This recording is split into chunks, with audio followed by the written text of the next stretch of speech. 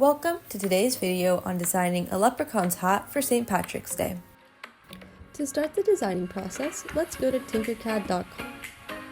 Here you'll need to log in with your school Gmail account and also join your teacher's classroom.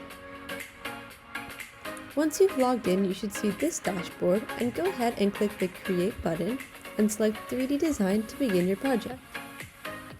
As usual, check the settings in the bottom right-hand corner and make sure your units are set to inches and the length and width should be set to 8 inches each. Then make these settings the default and close settings. To get started, I'm going to drag a cylinder onto my work plane and I'm going to increase the length and width to about 1.5 inches. Like so. Then I'm going to go ahead and decrease the height to 1/4 or 1/8 of an inch actually, and I'll set the color to a dark green shade.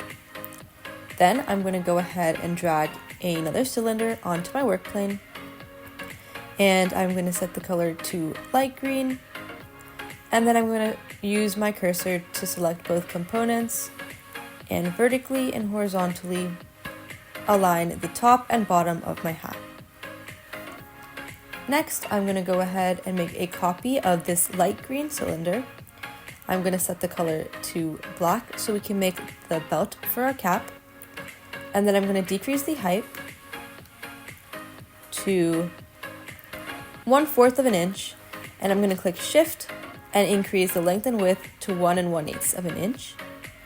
And then again, I'm going to select all 3 components and vertically and horizontally align like so. Now I'm going to go ahead and drag a rectangular prism onto my work plane to create the buckle. I'm going to go ahead and start by decreasing the size of this rectangular prism to a height of 3/8 of an inch, a depth of about 1/4 of an inch, and a width of 5/8 of an inch, like so.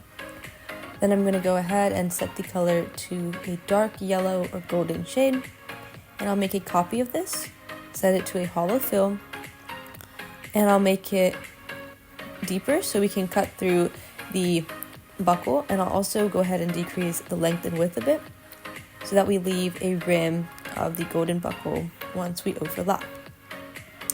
Like so. I'm going to go ahead and use the Align tool to overlap the two and then group.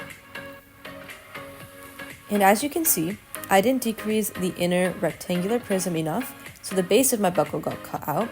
So I'm going to go ahead and ungroup, and then again I'm going to click Shift to preserve the ratios, and then use the corner button to adjust the length, width, and height of the hollow rectangular prism, and then I'm going to go ahead, select both components, align vertically and horizontally, and height-wise as well. And then when I group, this time, I should have a perfect buckle. Finally, I'm going to go ahead and drag this onto the face of my cap, and I'm going to slide it backwards, like so, until I'm happy with how it looks. And I think I'm going to go ahead and adjust the depth a bit until I get it to look like so.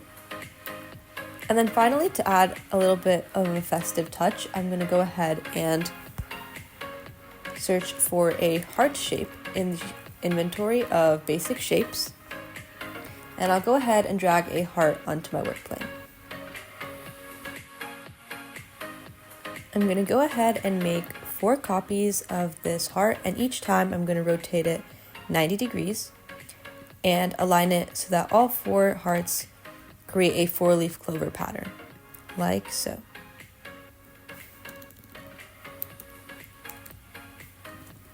As you can see, I'm using the arrow keys on my computer to help align all 4 hearts, and then I'm going to go ahead and group all 4 and set the color to a dark green.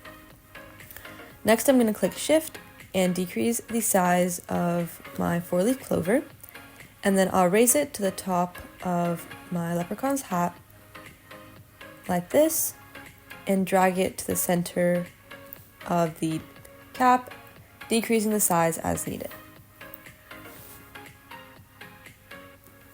Now you're more than welcome to customize your design.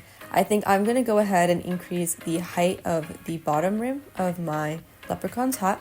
So I'm going to go ahead and increase the height to 1/4 of an inch and slide it down 1 notch so it doesn't overlap with the belt.